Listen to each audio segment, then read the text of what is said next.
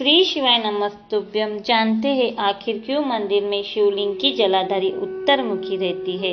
दक्षिण दिशा में बैठकर शिवलिंग पूजन अभिषेक से क्या होता है, जानते हैं इस वीडियो में। शंकर के मंदिर में जाके आप जल चढ़ा रहे हैं, शंकर के मंदिर में जाके आप दूध चढ़ा रहे हैं, शंकर के मंदिर में जाके आप पूजा कर रहे हैं और शंकर जी आपकी नहीं सुन रहे हैं तो जरूर अपनी सेवा में कमी है।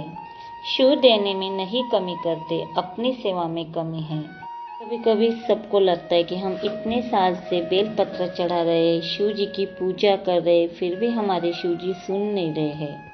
इसमें शिव जी की नहीं, इसमें हमारी गलती है। शिव जी देने में कमी नहीं करते।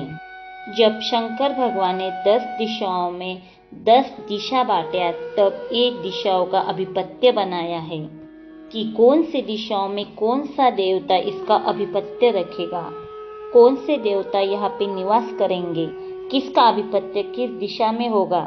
पूरब, पश्चिम, दक्षिण, उत्तर या चारों दिशाएं भगवान शंकर के सामने आके खड़ी हो गई। वायु सभी करके धीरे धीरे करके 10 दिशा भगवान शंकर के सामने आके खड़े हो गई। सभी दिशाएं भगवान जी के सामने आई। बस एक ही दिशा ऐसी थी कि भगवान शंकर जी का स्मरण कर रही थी, वो दिशा है दक्षिण। बस अकेले दक्षिण दिशा ही भगवान शंकर जी का स्मरण कर रही थी।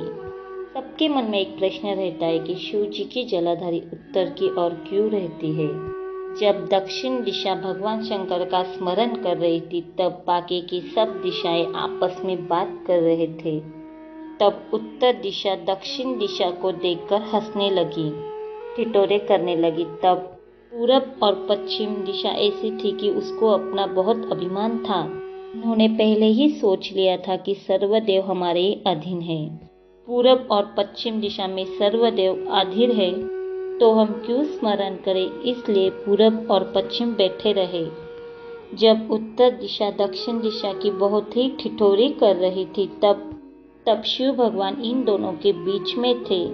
जो दक्षिण दिशा शिव जी की आराधना कर रही थी, उसके स्वामी है यमराज। फिर दक्षिण दिशा उत्तर दिशा से बोली, मैं भगवान शंकर जी का स्मरण कर रही है, उसमें क्या दिक्कत है, आप शांत रहिए। फिर उत्तर ने कुछ न कुछ कहा। फिर शिव जी को क्रोध आ गया। जब कोई किसी का भजन कीर्तन कर रहा होता है, तब जब तप कर रहा है उसको कष्ट नहीं होगा। जिसका भजन हो रहा हो, जिसका नाम जपा जा रहा हो, उसको कष्ट होगा। दक्षिण ने मना करने के बाद भी उत्तर नहीं मानी। तब दक्षिण दिशा शांत हो गई और अपनी आराधना में डूब गई।